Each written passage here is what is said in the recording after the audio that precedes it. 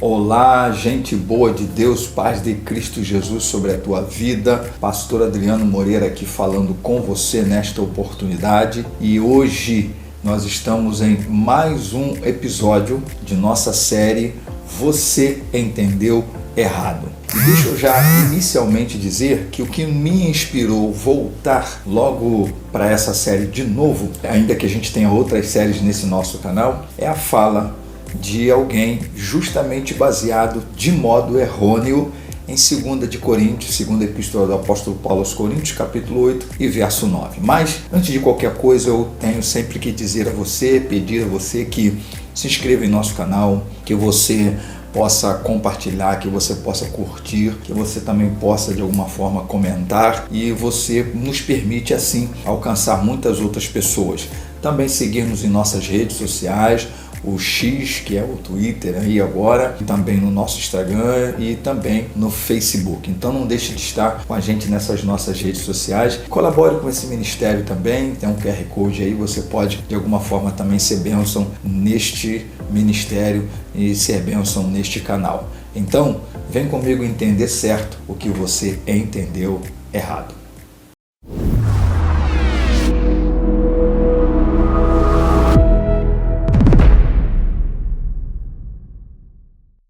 Bem, meu amado, minha amada, meu querido, minha querida, nesta série Você Entendeu Errado, temos enfatizado que os erros de interpretação são sempre esses erros que nós cometemos por negligenciar os contextos dos textos bíblicos, ou seja, de nós negligenciarmos o que vem por trás do texto, aquilo que dá luz ao texto, principalmente o contexto imediato. Daí, hoje, na nossa série, a gente vai exatamente falar que você entendeu errado, 2 de Coríntios, capítulo 8 e verso 9. Porque provavelmente você já tenha citado este texto, assim como hoje, de forma excepcional também neste vídeo, você vai ver a fala de alguém que também citou errado esse texto, e eu acredito que você também já o tenha feito, de citar esse texto de 2 Coríntios capítulo 8, verso 9, para falar que Jesus foi financeiramente rico, como também já teve um outro pregador que disse que Jesus tinha uma casa de praia, não é?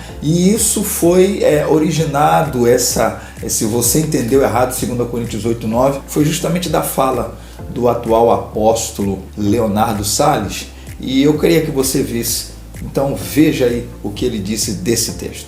Jesus foi rico ou pobre? Pobre. Tá, eu te mostro na Bíblia que foi rico. Ele nasceu numa manjedoura, mas terminou na entrada de triunfal de Jerusalém. Olha que interessante o versículo. E sendo rico, se fez de pobre, para que através da sua pobreza o enriquecêssemos. Olha que poderoso, ó. 2 Coríntios, capítulo 8, versículo 9, para quem está em casa querer ler e acompanhar comigo, 2 Coríntios, capítulo 8, versículo 9.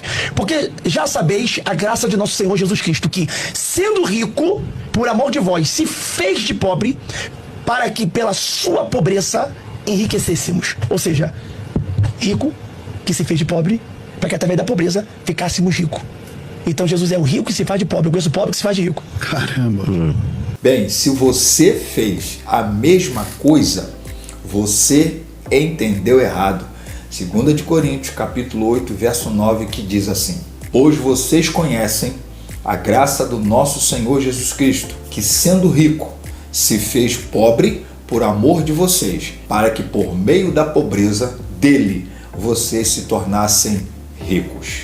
Bom, antes de qualquer coisa, é muito importante dizer que esse texto está dentro de um grande contexto imediato. Que contexto imediato é esse? Paulo está escrevendo à igreja de Corinto, segunda epístola do apóstolo Paulo aos Coríntios, onde no capítulo 8 e 9 ele vai especificamente falar de uma coleta que ele está fazendo entre os irmãos lá da Macedônia, de onde ele está quando escreveu essa carta, e que iria passar em Corinto, onde também esperava receber também contribuição daqueles irmãos para atender os irmãos que estavam passando fome, problemas financeiros e de sustento na Judéia e especificamente em Jerusalém. Ele cita isso lá na primeira carta aos Coríntios, no capítulo 16, primeiros 3 versos, e agora ele dedica 2 capítulos para falar sobre isso. E é nesse contexto que ele vai falar de Cristo, ou seja, ele está fazendo uma referência à riqueza de Cristo. E que riqueza é essa? nada melhor do que o próprio Paulo escreveu à igreja de Filipos, naquele texto do capítulo 2, do verso 5 até o 11, onde ele vai de modo sublime falar do processo da encarnação de Cristo, da morte de Cristo e da ressurreição de Cristo.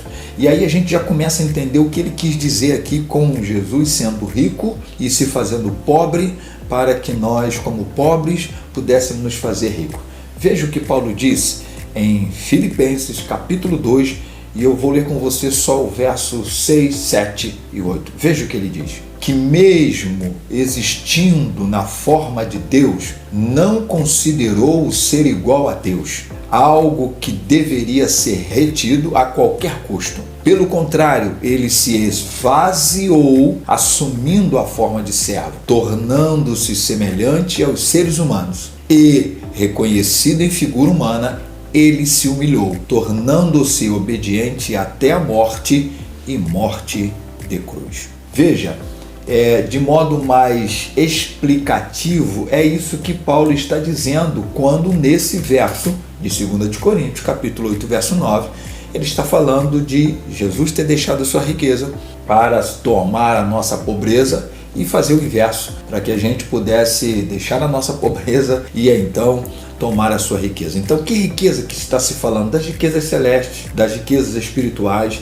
dessa glória que ele mesmo se esvazia dela para se humanizar, para se tornar um homem, com a única exceção de ser um pecador, mas para obedecer até a morte para cumprir a sua missão. Então foi necessário esse esvaziamento e empobrecimento de sua glória, de sua majestade, da sua divindade, para que ele pudesse cumprir a sua missão, e a missão era de redenção. E para redimir tinha que se ter sangue. Sangue só o humano poderia fazer.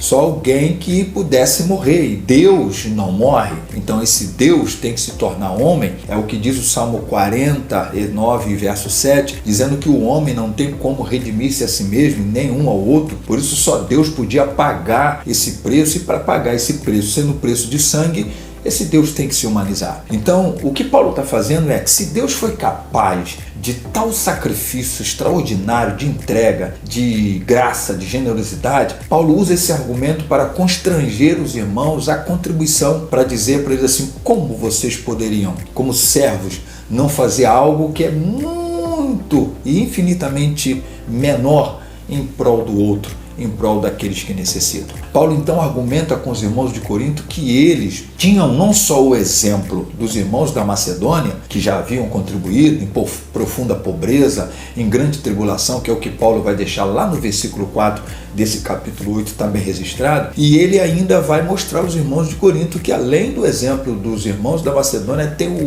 o exemplo maior, magnífico do próprio Cristo. Isso era para que aqueles irmãos de fato entendessem que deveriam ser generosos. Então o texto fala que esta ação de Jesus é uma ação de graça. O próprio texto está dizendo que é graça o fato dele ter se tornado pobre para que nós pudéssemos nos tornar ricos. Graça em que Deus se manifesta esvaziando-se a si mesmo. Justamente essa glória, e esse texto lá de Filipenses capítulo 2, do verso 5 em diante, ele é um dos textos mais extraordinários. A grande hinologia cantada pelos irmãos de Filipos nesse capítulo 2, ele esvaziando da sua glória, do seu poder, esse é o processo da encarnação, e que não se pode negar essa grande doutrina bíblica, senão não há evangelho. Portanto, as riquezas que Cristo deixou não tem a ver com dinheiro, não tem a ver com prata, com ouro, não tem a ver com posses, tem a ver com as questões celestiais, tem a ver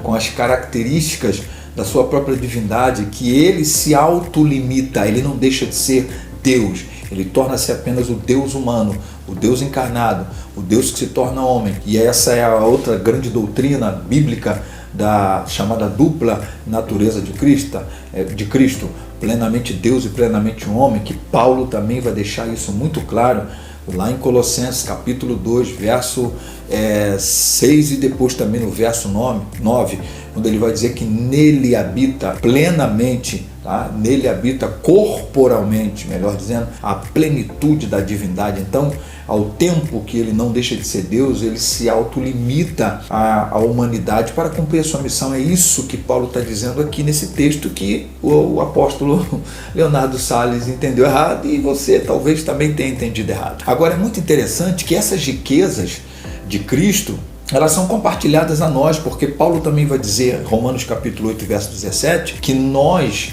em Cristo, né, o Espírito de Deus testifica com o nosso Espírito, somos filhos de Deus, e ele vai dizer assim, nós a partir de então somos co-herdeiros com Cristo. Então o co-herdeiro é que o sacrifício de Cristo na cruz do Calvário faz com que a gente agora possa usufruir dessa divindade no sentido não de sermos Deus, mas da natureza divina em nós, da graça de Deus em nós. Então, se fez pobre, como Paulo diz aqui, é uma referência à encarnação. Ou seja, ele se tornou pobre quanto ao dinheiro, ele se tornou pobre quanto à posição social, ele se tornou pobre quanto ao poder, ele se tornou pobre quanto à reputação, né, porque ele tomou a reputação de pecador, né, mesmo não tendo pecado. Mas é importante você também entender uma outra coisa. Ao sermos transformados segundo a imagem de Cristo, nós vamos compartilhar dessa natureza divina. Olha a troca extraordinária. Tal como ele compartilha da nossa natureza humana como Deus homem. Veja o que Pedro diz, segunda epístola de Pedro, capítulo 1, verso 4, a respeito disso. Por meio delas, ele nos concedeu as suas preciosas e muito grandes promessas, para que por elas vocês se tornem coparticipantes da natureza divina, tendo escapado da corrupção das paixões que há no mundo. Que coisa linda! Significa o Deus que abre mão da sua divindade para cumprir a missão, e ele torna-se humano como nós, para que então essa troca de podermos participar como cordeiros dessa divindade, dessa glória do eterno em nós, seja algo real a partir da transformação, da conversão e da vida com Deus. Então esta atitude magnífica de Cristo deveria, na verdade, inspirar e impulsionar os cristãos de Corinto à generosidade, porque foi essa a intenção de Paulo. Foi isso que Paulo fez. Paulo só usou esse argumento dentro do contexto de contribuição para que esses irmãos entendessem que o que eles estariam fazendo ali nada mais era do que serem generosos em contraposição ao eterno que abriu mão de muito mais coisa para, em graça, ser generoso. Então, agora que você entendeu certo, seja generoso diante da necessidade do próximo, diante da necessidade de quem quer que seja, porque o teu eterno Deus fez muito mais do que isso. E não diga nunca mais de que Jesus foi financeiramente rico ou que talvez Jesus tenha tido alguma casa de praia. Então, portanto, deixa seu like, seu comentário, suas críticas, compartilhe, porque afinal de contas este canal também é seu.